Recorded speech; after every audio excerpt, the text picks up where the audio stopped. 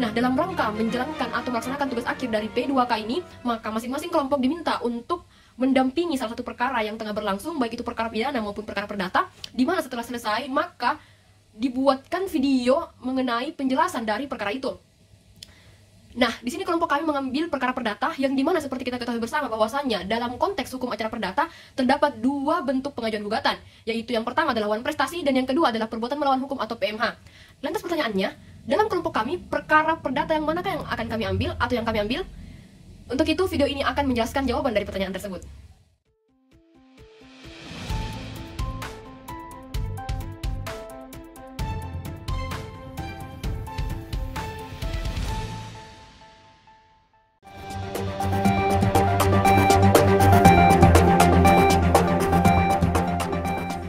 Secara singkat bahasanya, itu perkara awalnya sudah masuk kategori dan hal pekerjaannya melanggar hukum karena tidak sesuai dengan undang-undang yang berlaku, di mana undang-undang mengatakan bahasanya itu yang namanya jual beli AJB itu ada setelah lunas pembayarannya begitu. Nah, walaupun demikian, karena adanya perampasan sertifikat itu oleh tergugat, maka secara hukum pula dipandang tergugat melakukan perbuatan melawan hukum karena tanpa sepengetahuan dengan pihak penggugat mengambil sertifikat itu secara paksa dari notaris.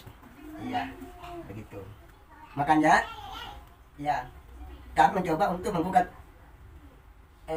tergugat karena tadi dipandang juga melakukan perbuatan melawan hukum.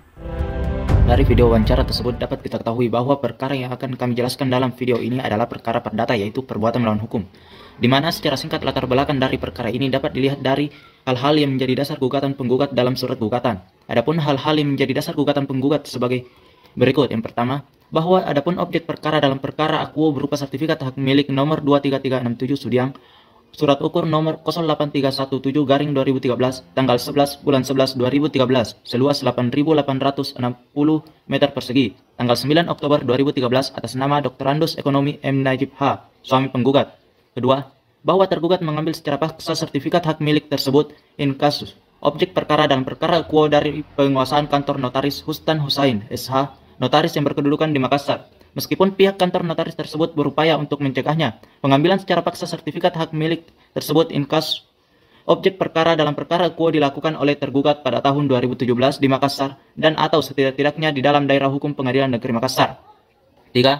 Bahwa adapun dalih tergugat mengambil secara paksa sertifikat hak milik tersebut in kasus objek perkara dalam perkara akuo disebabkan pemilik sertifikat hak milik tersebut in kasus objek perkara dalam perkara akuo Dr. Andus Ekonomi M. Najib H. suami penggugat masih memiliki hutang sebesar 906.500 juta rupiah pada Haji Andi Amirullah Karaeng Serang atas pembelian tanah di mana di atasnya terdapat sertifikat hak milik tersebut in kasus objek perkara dalam perkara akuo di mana tergugat merupakan salah seorang anak dari Andi Aminullah Karaeng Serang. 4. Bahwa padahal secara paksa sampai dengan sekarang Dr. Andus Ekonomi M. Najib H. suami penggugat tidak lagi memiliki hutang pada Andi Aminullah Karaeng Serang. Dengan kata lain, pihak penggugat telah melunasi seluruh jumlah hutang milik Dr. Andus Ekonomi M. Najib H. tersebut kepada pihak Andi Aminullah Karaeng Serang. 5. Bahwa oleh karena itu tidak ada lagi hak tergugat untuk mengambil paksa sertifikat hak milik tersebut.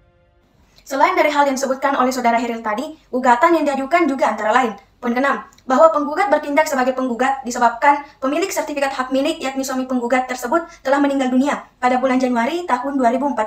Pada poin ke-7, bahwa perbuatan tergugat dipandang sebagai perbuatan yang melanggar atau melawan hukum, pasal 1365 KUH Perdata. Pada poin ke-8, bahwa perbuatan melawan hukum yang dilakukan oleh tergugat mengakibatkan penggugat mengalami kerugian material dan imaterial. Kerugian material berupa kehilangan sertifikat hak milik dan kerugian imaterial berupa kehilangan harga diri penggugat di hadapan tergugat. Pada poin ke-9, bahwa berdasarkan hukum, sertifikat hak milik tersebut diserahkan kepada penggugat tanpa syarat apapun. Dan pada poin ke-10, bahwa berdasarkan hukum, bila mana putusan dapat dijalankan lebih dahulu tanpa terhalang oleh upaya hukum lain. Nah, dari posita, kita juga dapat mengetahui bahwa di sini ada ketidaksepahaman mengenai telah lunasnya hutang atau tidak antara penggugat dan tergugat dalam pembelian tanah tersebut.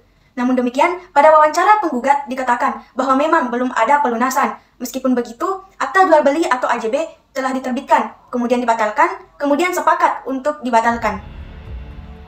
Perkara ini dilakukan secara IKOT. Apa sih itu IKOT? IKOT adalah layanan bagi pengguna terdaftar untuk pendaftaran perkara secara online, mendapatkan taksiran panjar biaya perkara secara online, pembayaran secara online, dan pemanggilan yang dilakukan dengan saluran elektronik.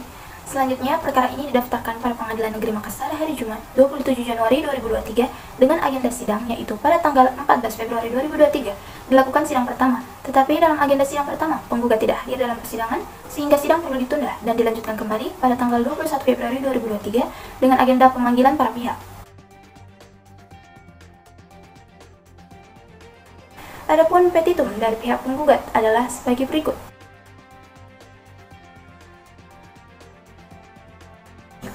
Dari pembahasan ini, kita juga dapat menyimpulkan bahwa dilihat dari daftar jadwal persidangan, tidak pernah terjadi pertemuan secara langsung di ruang sidang antar penggugat dan tergugat, termasuk mengenai penundaan dalam pembuktian serta diterimanya eksepsi tergugat. Lantas, bagaimana kita memandang tentang hal ini? Opini-opini berikut mungkin bisa menjelaskannya. Apakah berarti berhubungan dengan kode etiknya sebagai notaris? Oh iya, ada di situ kalau kita mau terus lebih jauh, pelanggaran itu. Karena notaris dipandang tidak hati-hati.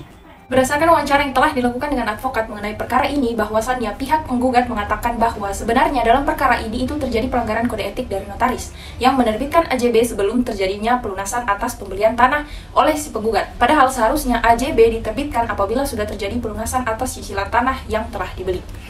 Maka opini saya terkait dengan hal tersebut adalah jika melihat dari sudut pandang notaris, maka tentu kita bisa berspekulasi bahwa AJB diterbitkan apabila kedua pihak dalam hal ini penjual dan pembeli ada dalam satu tempat yang sama dan menyetujui atas pembuatan AJB dengan disertai syarat utang atau cicilan atas tanah dari pembeli telah lunas. Sebab dalam AJB tanda tangan dari kedua pihak itu dibutuhkan. Namun pada faktanya notaris tetap menerbitkan AJB meskipun tanpa persetujuan kedua belah pihak dan tanpa bukti pelunasan cicilan. Selanjutnya terkait dengan penggugat yang tidak memiliki batas waktu limit pelunasan, yang dimana penggugat ini sebenarnya baru membayar DP-nya saja. Tapi dengan tidak diberikannya limit untuk melakukan pelunasan, maka penggugat akan lebih leluasa dan tidak terikat untuk membayar atau melakukan pelunasan. Nah, di sini notaris pun harusnya ikut memperjelas kapan limit pembayaran harus dilunasi agar tidak terjadi kesalahpahaman antara kedua pihak. Selanjutnya terkait dengan pihak tergugat yang mengambil sertifikat dari notaris. Menurut saya, tergugat tidak sepenuhnya salah karena tergugat ingin agar penggugat membayar secara keseluruhan terlebih dahulu, lalu diberikan sertifikat tanah tersebut. Bahkan pihak penggugat pun dalam mengajukan pembuktian hanya memberikan pengakuan saja, karena tidak ada hal yang mendasari bahwa penggugat telah melunasi. Jadi memang tidak ada komunikasi yang baik antara kedua pihak, dan yang sangat disayangkan dari pihak notaris pun yang dimana seharusnya menjadi pihak yang paham akan hukum, beserta dengan aturannya yang seharusnya bisa menjadi penengah dari perkara ini, tapi malah tidak memegang rahasia jabatan dan melanggar kode etik notaris. Sebelumnya teman-teman perlu ketahui bahwa di dalam kasus yang kami ambil terdapat banyak sekali kejanggalan-kejanggalan yang ada. Akan tetapi pada kesempatan kali ini saya akan berfokus kepada satu tindakan yang menurut saya perlu diperhatikan lebih lanjut, yakni tindakan seorang notaris yang memberikan sertifikat tanah dan akta jual beli kepada penggugat, padahal seorang notaris mengetahui bahwa pembayaran yang dilakukan belum lunas. Hal ini menurut saya merupakan sebuah pelanggaran etika dan hukum yang sangat serius, sebagaimana diatur di dalam Undang-Undang Nomor 2 Tahun 2014 perubahan atas Undang-Undang Nomor 30 Tahun 2004 tentang jabatan notaris. Karena seperti yang kita ketahui bahwa di dalam undang-undang ini seorang notaris harusnya memastikan bahwa semua persyaratan dan pembayaran telah terpenuhi sebelum mengeluarkan dokumen tersebut, sehingga hal tersebut menyebabkan penggugat memanfaatkan situasi ini untuk mendapatkan manfaat tanpa hak yang sah. Sementara di sisi lain tergugat menjadi korban dari tindakan yang tidak adil dan dalam hal ini seharusnya tergugat sangat berpotensi untuk mengajukan gugatan terhadap notaris atas pelanggaran yang terjadi. Melihat beberapa rentetan persidangan berdasarkan putusan yang ada, dinyatakan bahwa dalil-dalil dari penggugat itu ditolak karena eksepsi dari tergugat, yakni saudari Andi Nurfaida, itu diterima oleh majelis hakim. Nah, setelah saya menganalisis apa yang menjadi dasar dari putusan ini, si penggugat menuduh bahwa si tergugat ini menyerobot atau mengambil secara paksa sertifikat hak milik yang merupakan milik dari suami penggugat itu di sebuah kantor notaris. Akan tetapi ternyata beberapa fakta persidangan menyatakan bahwa pengambilan sertifikat hak milik tersebut itu sah secara hukum karena akta jual beli yang dihadirkan oleh penggugat di persidangan itu merupakan akta jual beli yang sudah tidak berkekuatan hukum. Mengapa? Karena si tergugat berhasil membuktikan bahwa kedua belah pihak itu sudah membatalkan akta jual belinya di salah satu kantor notaris. Dan si tergugat memiliki saksi akan hal tersebut dan memiliki dokumen-dokumennya yang konkret dan dihadirkan ke dalam ruang persidangan. Oleh karenanya itu, akta jual beli yang kemudian merupakan dalil kepemilikan dari si penggugat yang menisbatkan kepemilikan tersebut kepada suaminya dan memposisikan dirinya sebagai ahli waris itu kemudian ditolak dalam putusan majelis hakim. Nah, melihat perkara ini, di sini saya dapat menyimpulkan bahwa putusan dari majelis hakim sudah tepat karena berdasarkan beberapa fakta persidangan dan kalau saya melihat keterangan dari kedua belah pihak, artinya dalil-dalil yang kemudian disebutkan oleh tergugat lebih kuat dari sang penggugat, dan ini dibuktikan dari putusan yang baru keluar ini di Pengadilan Makassar, Pengadilan Negeri Makassar.